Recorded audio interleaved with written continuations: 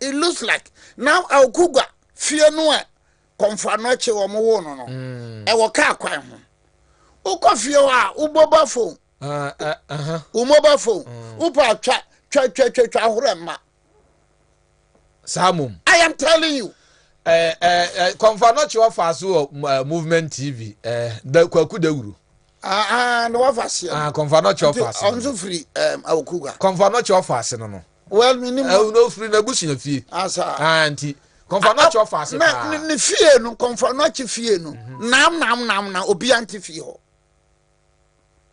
fie no obi anti fie ho dawuro kra de ono ne abusunya ne chiame ntu usi ni so a obebo now another mystery about Anokye is that fie no Okomfo Anokye fie no say it is a studio ha say what is a studio ha wa hu 2024 we say uko fie ho a wo hwe ha ne a ewo fie ho nyina say nkontomire wo ho kwansusua wo ho nyankere wo ho we wo ho nsensan we wo just look at the house.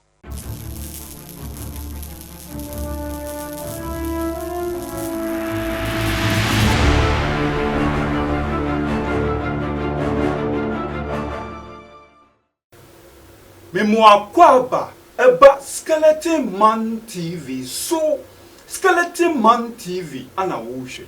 So when your first timer any abomodia subscribe me notification so send anytime bia ye di video betumu no won son sabe kan no nya bia hwe wo hwe wia comment fa ho kire wa dwen efa video no ho obusua like video no na share emo bia nso enya bi hwe me da si bebre obusua lawyer Obiri Boahen obusuafo what the history be to hon mo me say what ya wo hu ebe den wo hu be dwiri wo ankasa wo hu ebe dwiri abusua a che say sa history ya abusuafo wo di to dwai enipa bebre enye den enim lawyer Obiri Boahen ma ya tia se Evry 1700 Asante ni bia che say what so from 1700 to 2024 no ebusuafo every year biara also koyeden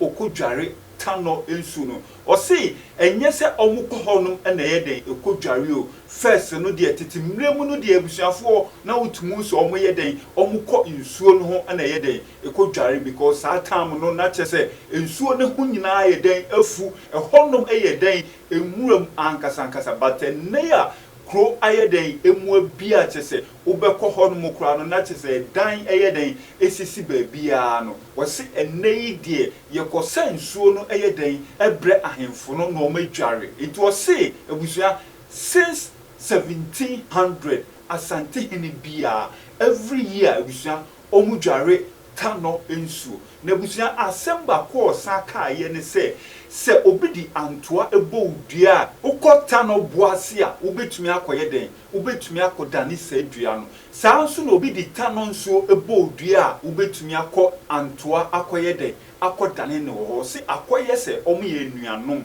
biemu nso no wo se sene ebi mu se Okomfo Anokye ofiri awukugwa anase ofiri agona no wo se wa ye research bi abusua ase Okomfo Anokye ni kromu pa ene awukugwa ho no wo se research no ogusu a wo ye den wo ye na abusua wo se efia tese Okomfo Anokye no otimu no ene May 2024 abusua ukojina ho na wo yi wo phone se wo ye den wo video a wo pa video se den oba abonten abusua video no unhu wo phone so unhu so ayeden why ye video bi kra e wo Okomfo Anokye efie abusua lawyer Obiri Boahen me say wo den sam to ho etimu de momianko ni enkotie no 1917 amoya ene jamrewa ntokwa no when tapabane eboae boabeduro boae Tano so atwakose eboae twumpudo eboae Tano eboae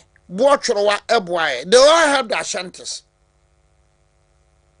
So at any point in time since 1717 obia wabedi Asante konya bia afi baako bia de so dware Tano nsuo sa since 1717 obia wabedi Asante akonya bia de se dabako udware Tano nsuo afi bia na se wo bra de betena so nyina afi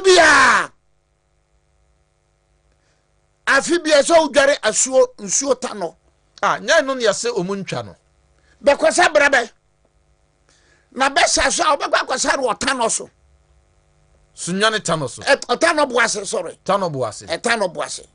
You know, asuo Tano no sunsum bi wom, and it will be difficult to say about asuo Tano be wo ha na bosomtwe so be wo ha. So bosomtwe afiana bosomtwe bosomtwe apatre no ma iya bi apatre no be yi ne benya wo be ko Tano Boahen. There's an area there. Hona bekwa ko yi musuo no. Unyi musuo no wo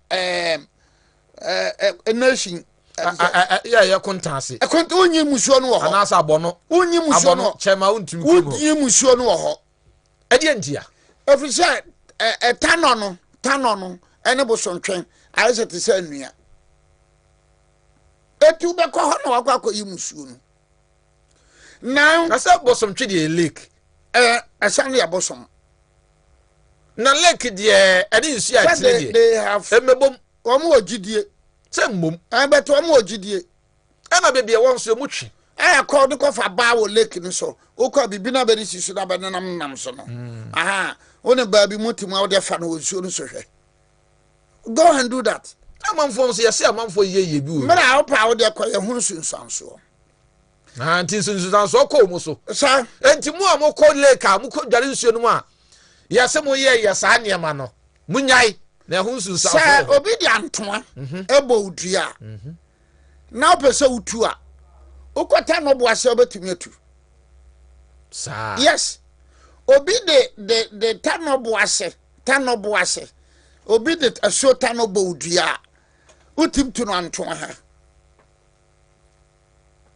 emane ye ayonko be de wo mu ana se twaka ayonko be nyina be panyin ya friend takura is about 1000 years owai awo Tano Boahen yo Tano okura Tano okura takura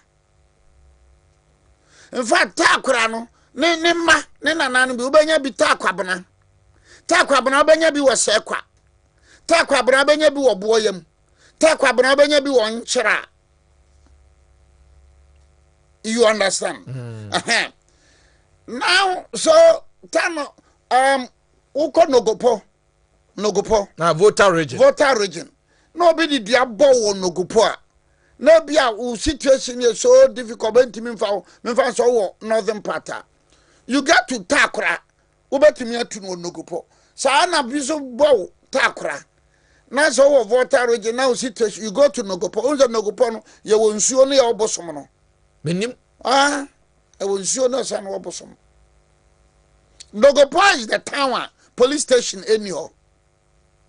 Nogopo is a town police station anyhow. Adentia. Kwa wiya bibi e. Kwa wiya bibi. No kwa wiya bibi. Sanya di wiya nkwa ni here police. The life is very decent.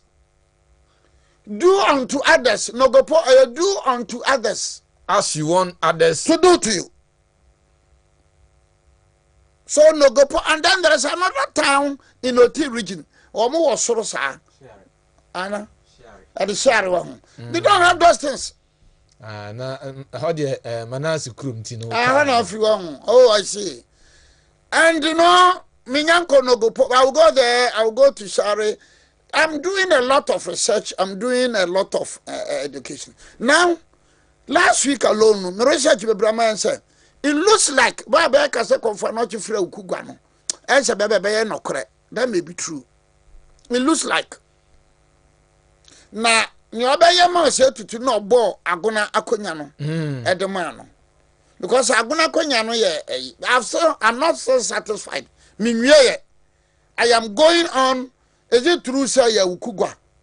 Or is it true say ya agona? Tanya ukugwa ni ati. Yeah, it looks like the ukugwa story no. Ewa hodene pa. It looks like now ukugwa fear no Okomfo Anokye wo no e wo ka kwan ho ukofie a uboba phone mobile phone upa twa horema Samum I am telling you Okomfo Anokye offer so movement TV the kwaku dawuru no wafasie Okomfo Anokye offer onzo free awkuga Okomfo Anokye offer no well minimum no free na busi na fie asa anti Okomfo Anokye offer na ni fie no Okomfo Anokye fie no nam na obi anti fie ho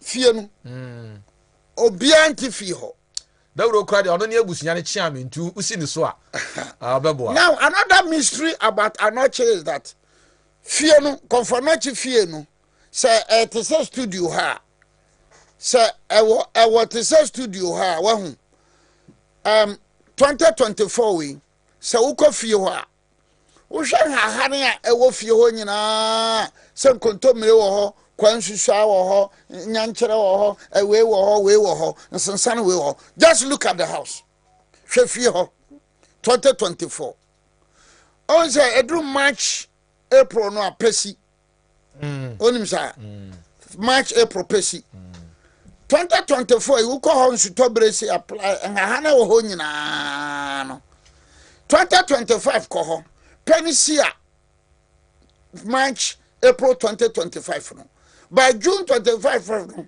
na nso na senator ha ne ba no ha na wo se no nyina bewu am a new crop of ha na afifi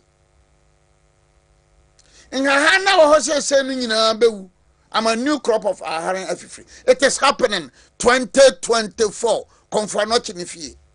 Yabakonya kwakosia lawyer Nana Obiri Boahen and yachire nka the historian wa my history last one crowd me nwe pose aja na dem mpesa be ma me sha na ma obi o you know yabeba abuakwafo yabetete ho kakra de bia dia ma chifo abuakwafo no omonko na chim kotokufo nko na chim bosome nko me start here me ka say kasa no keke kasa no keke abuakwafo ye adanse ha ai obuasi adanse ha. Yes, then they came to settle in Kuma Asante, so that explains why ofori panyini no ofori kuma no omo ye ntafo na ni otiem bia no fila bi o men kire next time ba uko achima bo kwa ache bia kuntunkunkun ye fra no ofori panyini stew ofori panyini stew the ofori kuma stew no ya kropon omo ye ntafo ya abuakwa ne akropon ai achima buakwa chebi akufrado no nkrom ho no the occupant of that stool no at any point in time no your friend ofori panyini akonya so but you know uko ekropon a akuapemfo ho a the occupant of the paramount stool no your friend ofori kuma stool ana na ase next week ba be chim good enti abusiafo lawyer Nana Obiri Boahen no na abuakwa ne akropon no okọ atwuma nwa bi eja sauta house you kro ebuakwa ene we kropon o se ofre ebuakwa ofa venzi kwa na ofa ebuakwa wangu benhia kofodua ekropon enti na yeah akanfo no bebre look you take let's take kotoku achim kotoku fo da achim kotoku fo no bebre no no amo ye ganchira no mo betena Gansa ha Santi achim Gansa Asante achim Gansa ansa na omoko tete no ya friend jadam ni ye odan now they were very very powerful womune ansa sasreku na kokontokwa na se uko aduagiri anaduru nsanwom not anodom pese anodom pese no just what didn't know pesa was a giant. That man was a giant. No, a Rasta man. No, a giant or somewhere. Ututu and Kano, Udi a Jan and Kano, Udi Sakanichan and Kano, Udi about so much. So pesa. Wow, Obusia, and your lawyer Obiri Boahen and Obusia for mote ne nka no sɛne ɔde agu hɔ no no abusuafoɔ modwen ho sɛ wo bibi ka fa ho a kyerɛ wadwen ɛwɔ comment section hɔ no ahanom ɛyɛ Skeleton Man TV mesi ɛtɔ fam a yɛde bɛbrɛ wo nti sɛ wɔyɛ our first time a ɛne ɛbɔmmɔden a subscribe mia notification ne so kreke all no sɛne video bia yɛde bɛtom no wɔn sonsa bɛka no anya bia hwɛ medase bebree